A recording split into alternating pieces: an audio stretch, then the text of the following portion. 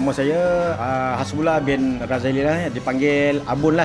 Gelarannya Abun Chai. Saya selaku pengerusi dan merangkap Presiden Ipoh MC yang kita buat di Kampung Sungai Rokam, Ipoh, Perak.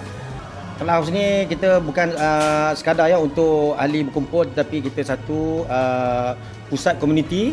Kita mendekati remaja-remaja yang mahu meningkat dewasa, dan kita salah satu program yang kita buat juga program-program kemasyarakatan, contohnya bantuan dari segi rumah anak yatim, rumah orang tua, dan selain itu kita menyantuni MC-MC daripada luar, daripada negeri Perak kita ni, supaya datang ke Perak untuk singgah kat sini jugalah, diorang menikmati menambah baik juga ekonomi kita di negeri Perak ni, salah satu jugalah.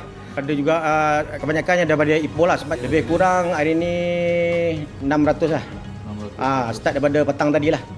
Baiknya pun kita tak pilih hali je, kita menyantuni juga anak-anak muda ni yang di peringkat beli motor-motor kecil ni, kita santuni juga diorang, mendekati diorang untuk supaya diorang tak ada, dengan Abang Hali ni kita dapat kerjasama dengan diorang supaya tak ada diorang membuat satu-satu benda yang tidak baik. Itulah. Untuk pengetahuan, grup Ipoh MC ni kita ada berbilang kaum, ada Chinese, ada India, ada Sing lah.